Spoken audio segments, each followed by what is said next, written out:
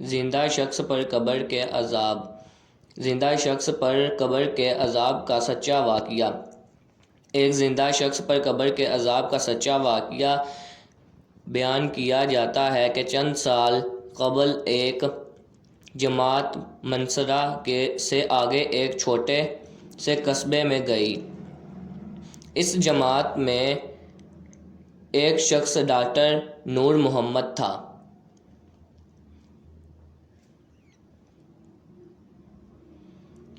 ان کا بیان ہے کہ مسجد سے باہر ادھر ادھر کافی لوگ بیٹھے تھے۔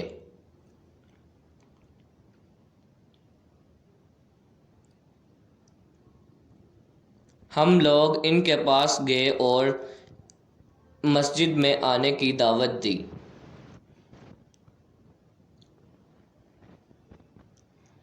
تاکہ وہ تعلیم میں شریک ہو سکیں۔ کچھ لوگ ہمارے ساتھ مسجد میں آنے پر تیار ہو گئے۔ ایک صاحب نے کہا کہ میں نماز کے وقت آؤں گا اور نماز کے بعد عذاب قبر کا ایک واقعہ آپ لوگوں کو سناؤں گا۔ ظہر کی نماز کے بعد یہ شخص ہمارے پاس بیٹھ گیا۔ اپنا تعارف کروایا کہ وہ ریٹائرڈ فوجی نوجوان تھا۔ اس فوجی نوجوان کا کہنا تھا کہ میں ایک قبر میں اسلحے کا ایک عرضی ذخیرہ یعنی ایک اور کچھ نوجوانوں کے ساتھ اس فوجی کی ڈیوٹی تھی۔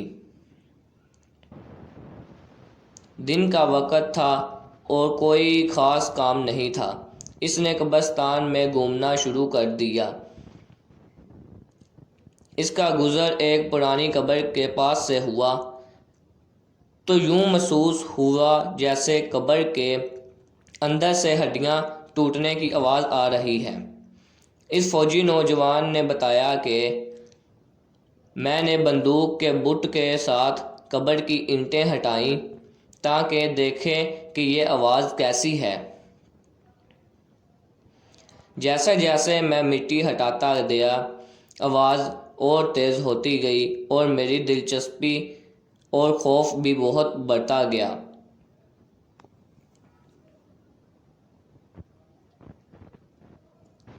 دن کا وقت تھا، روشنی خوب پھیلی ہوئی تھی۔ کیا دیکھتا ہوں کہ قبر کے اندر انسانی ہڈیوں کا ڈھانچہ پڑا ہوا ہے اور اس پر چوہے کی شکل کا ایک جانور بیٹھا ہوا ہے، اور جب وہ منہ اس ڈھانچے کے اوپر مارتا ہے تو سارا ڈھانچہ اکڑ جاتا ہے اور ہڈیوں کے ٹوٹنے اور چیخنے کی آواز آتی ہے۔ میرے سامنے اس جانور نے 3 مرتبہ اپنا منہ ہڈی پر مارا۔ مجھے بہت ترس آیا کہ یہ جانور اس کو بہت تکلیف پہنچا رہا ہے۔ رائفل سے جب میں نے اس جانور کو مارنے کا ارادہ کیا تو وہ مٹی میں چھپ گیا۔ تھوڑی دیر کے بعد وہ جانور قبر سے نکل کر میری طرف لپکا اور میرے اوپر ایسی دشت سے سوار ہوا کہ میں اسے مارنا بھول کر اپنی جان بچانے کی خاطر بھاگ کھڑا ہوا۔ کافی دور جانے کے بعد میں نے مڑ کر دیکھا، وہ جانور میرے پیچھے تیزی سے بھاگا آ رہا تھا۔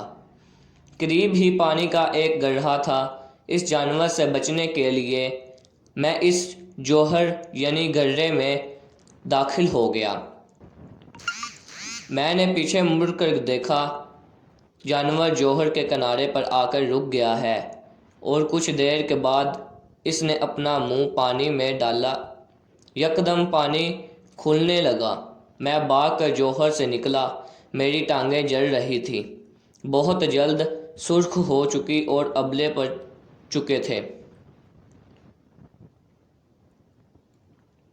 درد کی شدت میں میرا چلنا محال ہو گیا تھا۔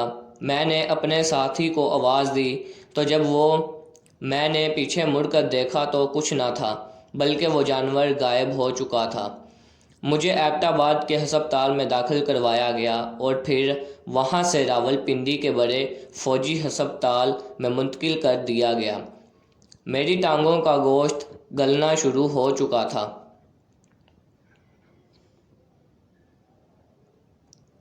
ہر وقت بدبو دار پیپ اور خون رستے رہتا تھا۔ کسی علاج سے افاقہ نہیں ہوا، مگر مرض بڑھتا گیا۔ جیسے جیسے دوائی لگتی رہی ویسے ویسے جسم سے گوشت علیحدہ ہوتا گیا۔ اس وقت دونوں ٹانگوں کی صرف ہڈیاں بچ گئی تھیں۔ گوشت آہستہ آہستہ گل کر علیحدہ ہو چکا ہے اور ہر وقت مردے کی سی بدبو آتی رہتی ہے۔ پھر اس شخص نے ہمیں اپنی دونوں ٹانگیں دکھائی جن پر پٹیاں باندھی ہوئی تھیں۔